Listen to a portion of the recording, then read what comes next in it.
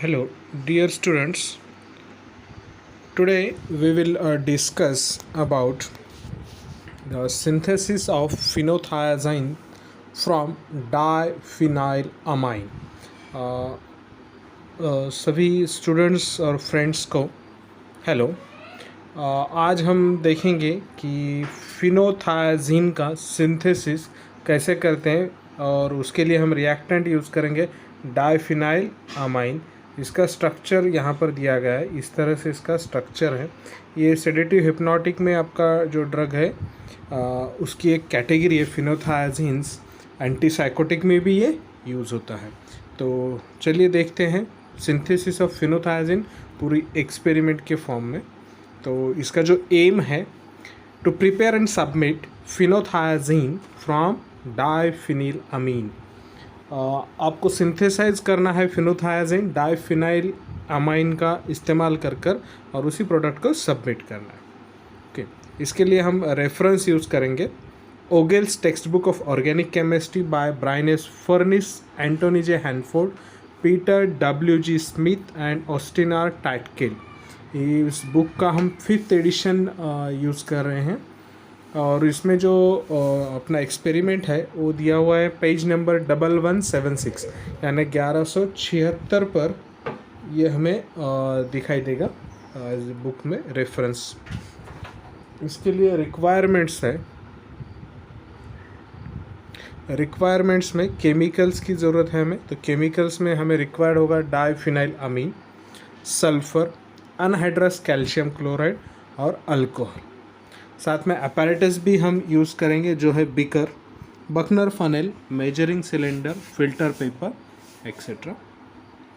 उसके अंदर जो थियरी या प्रिंसिपल काम करेगा इस सिंथेसिस में, तो ये सिंथेसिस के अंदर जो हम थियरी इस्तेमाल होगी वो है इस तरह से। Phenothiazine is a prepared by fusing, यानी फिनोथायाजीन को कैसे बनाते हैं, फ्यूज कर कैसे डाइफिनिल अमीन को सल्फ़र के साथ फ्यूज़ किया जाता है और साथ में जो इवोल्यूशन होता है हाइड्रोजन सल्फाइड का इवोल्यूशन होता है साथ में। इसके लिए जो सिंथेसिस है वो ये वाला सिंथेसिस है। ओके, प्रोसीजर इसकी 22 gram of diphenyl amine, 8.2 gram of sulphur और 3.2 gram of anhydrous calcium chloride, इन सब को एक साथ आपको मेल्ट करना है। ओके, एक साथ मेल्ट करेंगे। रिएक्शन जो सेट होगी वो तकरीबन 140 से 150 डिग्री पर सेट होगी। जैसे ही आपका हाइड्रोजन सल्फाइड आएगा तो हाइड्रोजन सल्फाइड इवॉल्व हो रही है, हमें कैसे पता चलेगा? सबसे आसान तरीका उसका ये है कि उसके अंदर से जो अपना एग होता है, यानी सड़ के अंडे में जो स्मेल आता है उसी तरह का स्मेल आता है। ओके, तो हाइड्रोजन सल्फाइड का ये आइडेंटिफिकेशन है कि उसका स्मेल जो है सड़ के अंडे के जैसा आता है। तो उस स्मेल आते ही आप समझ जाना कि evolution of hydrogen sulphide start हो गया। ओके, तो जब ये स्टार्ट हो जाएगा और इवोल्यूशन स्टार्ट रहेगा तो थोड़ा सा टेम्परेचर कम कीजिए, 150 डिग्री 140 डिग्री से थोड़ा नीचे लेना है ये। So reaction can be slacked, reaction को स्लैकर्ड हो जाएगी। उसके बाद जब रिएक्शन इज़ मॉडरेटेड, यानी आपको ऐसा लगता है कि अब रिएक्शन तकरीबन ख़त्म होने आ गई है या पूरा इवोल्यूशन हो गया है, तो टेम्परेचर को वापस बढ़ा दीजिएगा 10 डिग्री से, यानी 160 डिग्री सेल्सियस तक आपको टेम्परेचर लेकर जाना है थोड़ी देर के लिए। उसके बाद आपको समझना है कि पूरी तरह से तीनों इंग्रेडिएंट मेल्ट हो चुके हैं और उसको ग्राउंड अप करना है। ओके, थोड़ा मिक्स अच्छे से कर उसको ग्राउंड अप करना है। उसके बाद इस मेल्टेड मटेरियल को, रिएक्शन मिक्सचर को एक्सट्रैक्ट करेंगे हम by using the separating funnel. Extract कैसे करेंगे? पहले हम वाटर के साथ एक्सट्रैक्ट करेंगे, फिर डाइल्यूट अल्कोहल के साथ एक्सट्रैक्ट करेंगे। जो रेसिड्यू रहेगा वो रेसिड्यू इज कंसिस्ट, यानी रेसिड्यू जो रहेगा वो एक्सट्रैक्शन के बाद वो रेसिड्यू इज नथिंग बट, यानी रेसिड्यू ही हमारा फिनोथायाजीन है। ओके, उसके बाद फिनोथायाजीन को हम रिक्रिस्टलाइज करेंगे अल्कोहल एज ए सॉल्वेंट इस्तेमाल कर।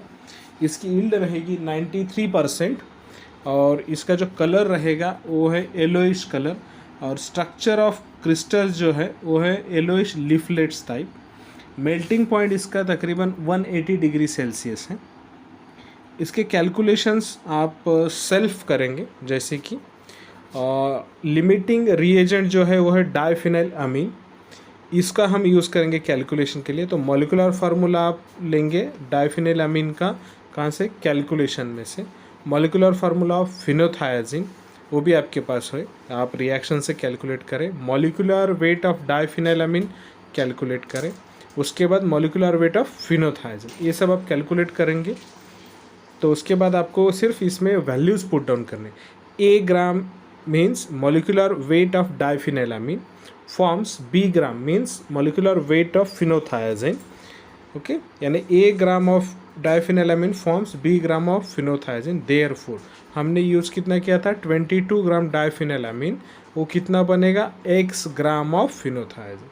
तो हमें x यानी हमें कितना प्रोडक्ट मिलेगा ये हम कैलकुलेट करते हैं। x is equal to 22 into b यानी molecular weight of phenothiazine into 22 divided by weight of diphenyl amine, molecular weight of diphenyl amine. इसका कैलकुलेशन जब आप करेंगे तो इस कैलकुलेशन से आपको पता चलेगा थियोरेटिकल यील्ड।